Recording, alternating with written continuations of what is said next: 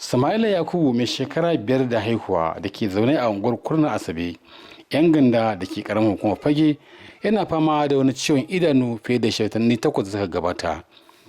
Sama'ila Yakubu wanda ke buƙatar kimanin kuɗi har naira 250,000 domin a yi masa aiki a idanunsa, an kwantar da shi ne a asibitin ƙwararru na Murtala Muhammad tun da farko kafin a tura shi asibitin ƙwararru, asibitin koyarwa na Malam Aminu da ke nan jihar Kano, wanda daga bisani kuma aka sake mayar da su asibitin koyarwa na Jami'a Ahmadu Bello da ke Zaria, wanda suke buƙatar kuɗi har naira 250,000 domin su yi masa aiki. Sama'ila Yakubu wanda ɗan asalin ƙaramin hukumar Fage ne, ya daɗe yana fama da wannan ciwo fiye da watanni 8, wanda ke buƙatar taimakon gaggawa 250,000 domin a yi masa aiki cikin gaggawa.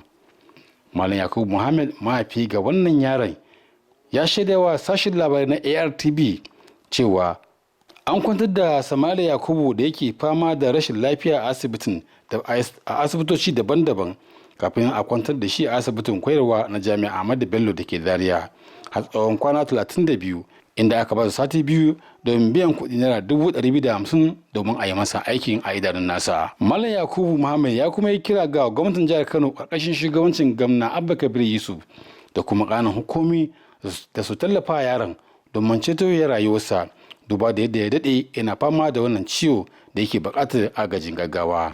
Yaro ne ba lafiya, wallahi idan sai ya ciwo. Muka fara zuwa asibitin Makan, aka tura mu asibitin Murtala, daga asibitin Murtala har ila yau muka kuma Makan, suka kuma mai da mu asibitin Murtala. Daga asibitin Murtala kuma shine su kuma suka tura mu Zaria. Zaria muka je mun samu kwanan wata guda da wani abu. Asibitin shi kenan? Yawwa. Uzurin mu ya ƙare.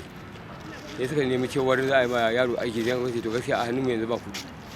Za mu koma gida mu yi shiri, suka ce to kike da yadda suka rubuta mana sati 2. Sati 2 suka rubuta, yanzu zuwa mun nan mun sati 1. Ya ne to muka zo. Adadin nawa suke nema? Adadin ne kuɗi ne 250,000. To yanzu akwai wani abu da kuke da shi ne a cikin kuɗin? Yanzu a cikin kuɗin? Kan Allah yau abin da ya ci a gidana ba sai na je kasuwa, kuma yau ban je kasuwa ba. Wallahi Allah ban je kasuwa ba. To yanzu me ya buƙatar ka ga? Yanzu gudunmawa nake ga al'umma Annabi. A taimaka mana. Taimaka a neman rayuwar yaron nan. Taimaka mu. Sama'ila Yakubu wanda iyayensa marasa ƙarfi ne, har yanzu yana buƙata, yana zaune ne a gida, wanda ya tilasta masa rashin zuwa makaranta saboda wannan larura da ke fama da ita, wanda hatta ma baya iya fita ko ina sai da ɗan wani kyalle a kansa saboda wannan larura.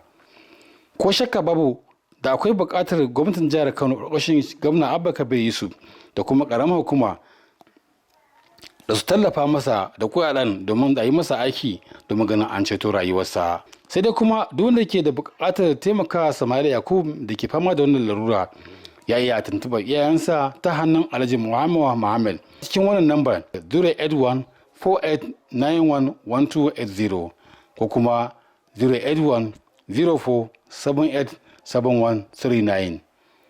Nuruddin Sani Sheka ɗauke da rahoto.